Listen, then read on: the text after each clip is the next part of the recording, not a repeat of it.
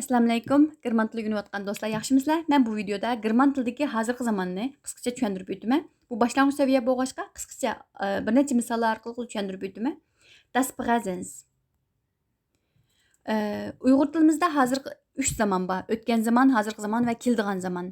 Hozirgi zaman deganimiz hozirning o'zida qilayotgan ishni ko'rsatadi. Masalan, men hozir tamoq etyapman. Men hozir german tili dars tushuntiryapman deganga o'xshash. Endi german tilidami o'xshash. Ya'ni german tilidami asli 3 zaman bor deb tushunsanlar bo'ldi. Endi jami 6 zaman bor, lekin umumjatdan 3 bor. O'tgan zamanni ifodalashning 3 xil shakli bor. Hozirgi zaman, kelgusi zamanni ifodalashning 2 xil shakli bor deganga o'xshash bo'lib, jami 6 bo'lib ketadi. Ammo umumjatdan yana 3 zaman bor. Uyg'ur tiliga asosan o'xshab qoldi deb o'ylasanglar bo'ldi. Andan keyin endi bu german tilidagi hozirgi zamonni, masalan Uyg'ur tilidagi hozirgi zamonni hozirning o'zida qilayotgan ishni ifodalashga ishlatar ekanmiz. Hamda german tilida-chi? German tilidagi hozirgi zamonni biz qanday vaqtlarda ishlatamiz desanglar, 5 xil ahvol bor. Haqiqatni va o'zgarmaydigan ahvollarni ifodalashda. Masalan, quyosh sharqdan chiqadi deganga o'xshash. Ko'nib qolgan odatlarni yoki qoida usullarni ifodalashda. Masalan, u har shanba kuni kinoxonaga bordi.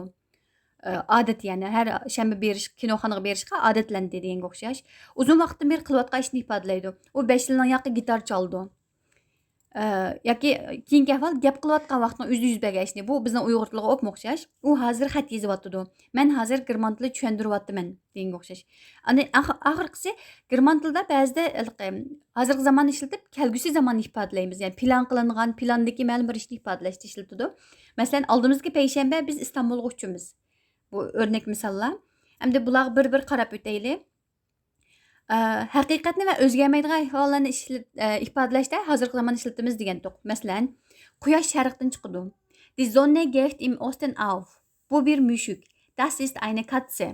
Men og'riq. Ich bin krank. Ikkinchisi, ko'nib qolgan odatlarni yoki ba'zi qoida-usullarni ifodalashda degan to'q. Masalan, u har shanba kuni kinoxonaga bordi. Jeden Samstag geht ins Kino. U har shanba kuni kinoxonaga bordi. Men har kuni atdigan o'rnimdan turman.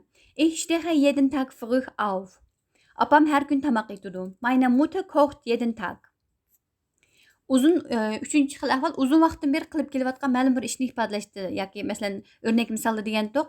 U 5 yilning yoqqa gitar chaldi. Masalan, sie spielt schon seit 5 Jahren Gitarre. To'rtinchi xil ahvol, ya'ni eng muhim ahvol gap qilayotgan vaqtning o'zida, ya'ni hozirning o'zida yuz bergan ishni ko'rsatadi. Masalan deylik, u hozir bir maktub yozyapti. Sie schreibt gerade einen Brief.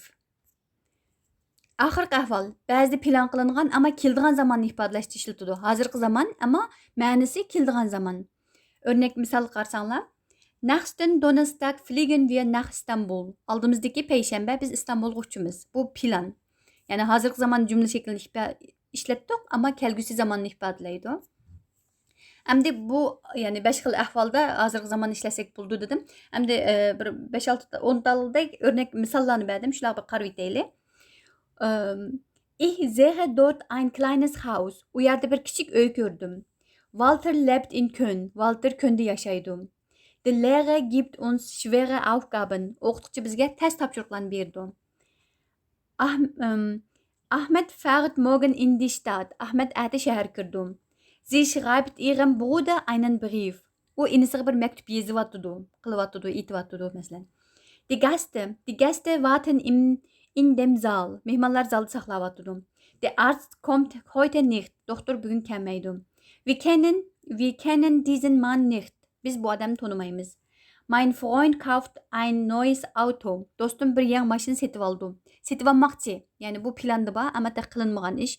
Hozirgi zamanni ifodani ishlatib, kelgusi zamanni ifodaladik. Masalan, bu misollar orqali demoqchi bo'lganim, bu xil jumla shakllari hozirgi zamon jumla shakli bo'ldi.